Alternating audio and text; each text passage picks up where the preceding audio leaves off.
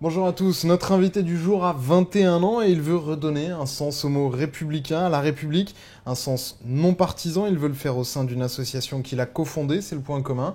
Elliot Aubin, bonjour. Bonjour. Alors, pourquoi vous estimez aujourd'hui que le mot République est galvaudé dans notre société? Alors, le point commun, il est né d'un constat qui a été partagé par les 6 membres fondateurs, qui sont Adèle Chaplet, Quentin Bayon, président de l'association, Jonathan Boquet, Soal Diab et Marlène Bouvet. Et en fait, ce constat, c'était de dire que partout, la République recule. Euh, on l'a vu à la fois avec le fait que le mot République est galvaudé dans le sens où il est utilisé par tous aujourd'hui dans la classe politique. Il est utilisé surtout pour justifier des positions qui sont parfois antagonistes. On mélange parfois le mot République avec le mot État, avec le mot gouvernement. Et donc, d'une certaine façon, l'essence de ce mot a été puisée. Voilà. Et donc, du coup, C'est quoi, vous, votre définition à vous de la République? bah, la mienne, elle n'intéresse pas forcément, mais en tout cas, celle qu'on a au point commun, et c'est d'ailleurs l'un des objets de l'association, ça va être de définir aussi, de définir le mot République. Mais pour vous, ça m'intéresse parce que c'est oui, vous mais qui êtes invité. bien sûr, non, mais pour le point commun, la République, c'est le cadre qui permet l'émancipation d'un individu. C'est-à-dire que c'est un processus révolutionnaire constant. Donc, je m'explique, c'est-à-dire que la République, puisque c'est un idéal, pour tendre vers cet idéal, il doit se réinventer, il doit se repenser, il doit se réactualiser au quotidien.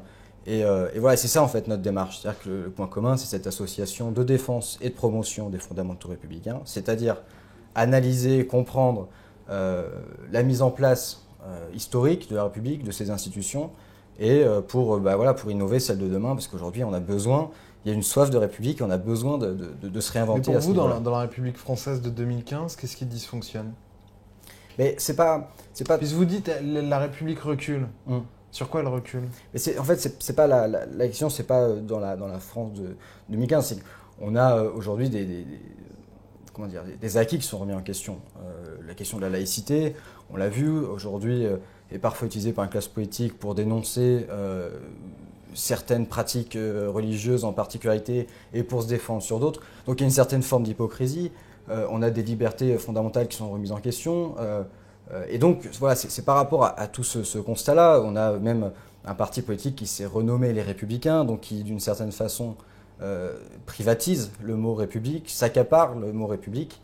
Et donc, nous, notre ambition, c'est de dire que justement, la République n'appartient à personne. Elle est la chose publique, elle est ce qui appartient à tous, et que donc, voilà, il s'agit de redéfinir ça, de C'est redébattre. pas nouveau, hein. Il y a eu le Parti républicain, avant il y a eu le RPR, Rassemblement pour la République. Enfin, cette tentative de captation est finalement une tradition française. C'est une tradition, nous on arrive maintenant, on le fait maintenant, parce qu'on pense que voilà, il y a aussi un contexte qui fait qu'on s'est mobilisé sur ces questions-là.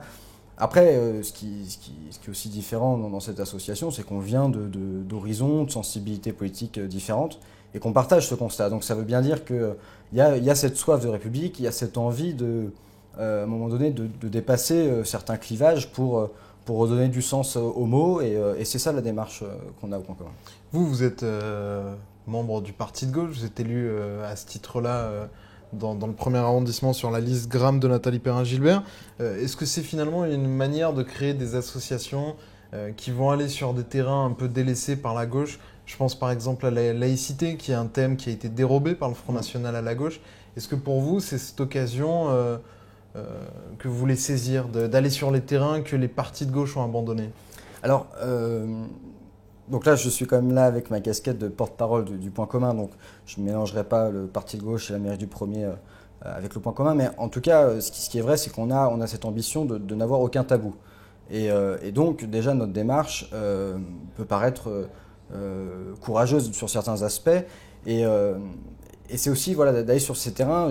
Notre logo brandit une cocarde avec les couleurs tricolores. C'est voilà, c'est quelque chose qui peut paraître peut-être anormal dans une certaine classe politique, mais c'est notre démarche, c'est justement de dire voilà, les symboles. Ce qui peut choquer le côté patriotique. En tout cas, le côté. C'est aussi le patriotique. Dans un entretien dans Lyon Capital avec Christophe Boudot parle de je suis un patriote. Et c'est un peu cette nouvelle définition que veut se donner le FN de Marine Le Pen. Patriote et souverainiste. Moi, je pense que Corinne Morel-Darleux dit aussi dans Lyon Capital, qui est du parti de gauche comme vous, il y a des sujets qu'on a abandonnés au FN parce que c'était compliqué et c'est une vraie erreur. C'est en partant de ça aussi que vous créez le point commun que Boudot se dise patriote ou souverainiste, je pense que c'est davantage un nationaliste plus qu'un patriote. En revanche, le fait de dire qu'il y a aujourd'hui une droite extrême ou une extrême droite qui a privatisé, qui s'est accaparé certains symboles, à savoir la Marseillaise, le drapeau tricolore, qui sont au départ des symboles révolutionnaires qui sont issus de la Révolution française. C'est notre démarche. C'est justement notre premier cycle thématique a cette vocation, a cette ambition de travailler sur les symboles, de travailler sur les valeurs, de travailler sur les fondements, les acteurs qui ont créé cette République et voilà, essayer de redéfinir d'un point de vue historique, philosophique, politique, l'essence de ces symboles. Et on arrive à la mi-temps de cet entretien. Si vous voulez en savoir plus, regardez-nous sur lyoncapital.fr. À demain. De retour sur lyoncapital.fr, vous lancez dans un climat où vous voulez recréer finalement une discussion. Et c'est pile au moment où on voit que ce qu'on appelait les intellectuels de gauche virent néo-réac, conservateur. Finalement, vous voulez recréer une pensée de gauche ? Je crois que nous, on s'inscrit dans cette émergence, dans cette éruption aujourd'hui de mouvements citoyens. On voit un peu de partout sur le territoire des mouvements citoyens qui fleurissent. Et nous, on s'inscrit là-dedans. On n'a pas la prétention de dire qu'on fait quelque chose forcément de nouveau. Après, dans la tradition idéologique, je sais pas, moi je pense qu'on a... en plus, on a vraiment des sensibilités qui sont différentes. On a des... ça reste dans une grande famille de la gauche. En fait, très honnêtement, la question de savoir si la République est uniquement de gauche, c'est une des questions qu'on va se poser au point commun. C'est-à-dire que nous, on défend des valeurs qui sont celles de l'éducation, qui sont celles de la laïcité, des libertés fondamentales, de la devise, de liberté, d'égalité, de fraternité, etc.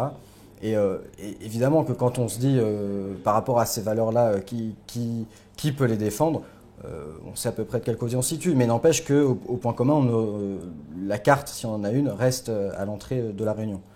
Voilà. Mais c'est quoi alors ? C'est un groupe de réflexion ? C'est un think tank ? C'est dans ce que je voyais en préparant cette émission, vous évoquiez des séminaires de travail. Ouais. C'est think tank, loge maçonnique à ciel ouvert. C'est quoi votre... Ça, je sais pas. Non, en tout cas, ce que je peux vous dire, c'est qu'on est à la fois sur du cycle thématique, donc c'est ce que j'expliquais tout à l'heure, c'est-à-dire sur un temps duré, on décide de choisir un thème sur lequel on va se concentrer, on va faire des contributions personnelles ou collectives, et en fait, on s'inscrit dans un temps long, c'est-à-dire que on n'est pas, à l'inverse de certains partis politiques, on n'est pas dicté par l'actualité ou par les médias, etc. On s'inscrit dans un temps long et c'est ça la force de nos cycles thématiques. Ensuite, on a aussi un pôle qui est sur un travail de veille, justement sur l'actualité, où là, on essaye de replacer le curseur sur certaines dérives ou sur certains sujets. Vous avez amené à vous en prendre à Gérard Collomb et à sa participation à la cérémonie du vote des échevins. Ouais, c'est pas Gérard Collomb qui visait, c'est le maire de Lyon. C'est les élus, les représentants de la République qui participaient à cette cérémonie. C'est pas une attaque envers la personne de Gérard Collomb. Et notre troisième pilier, c'est celui des actions. C'est justement de rendre cohérent ces prises de position, ces discours avec des actes. Et c'est là où on a, par exemple, on avait pris aussi position sur la crise des migrants, dite la crise des migrants. On avait dit qu'on se mettrait à disposition des collectivités, des associations qui travailleraient à l'accueil de réfugiés. Et donc le point commun, dès cette semaine, avec une délégation, va aller rencontrer ces collectivités et ces associations pour aller plus loin dans ce travail-là. Pour faire quoi ? Par exemple, il y a des associations qui peuvent donner un coup de main sur l'interprétariat, sur des aides administratives, sur la linguistique. Et voilà, aujourd'hui, Il y a énormément de bénévoles, il y a énormément de gens qui sont engagés et on veut s'inscrire aussi là-dedans, dans cette tradition de la fraternité républicaine. Vous faites référence, vous avez fait référence au cours de cet entretien aux partis politiques. On a l'impression aujourd'hui que c'est quand même plutôt quelque chose qui repousse les citoyens. Là, sur la liste des régionales, chacun essaye de mettre en avant la société civile, de dire attention, il y a moins de 50% d'encartés chez nous. Ouais. Vous êtes à la fois dans un parti politique et à la fois vous voulez dépasser le cadre du parti politique. Qu'est-ce qui pose problème dans un parti politique aujourd'hui?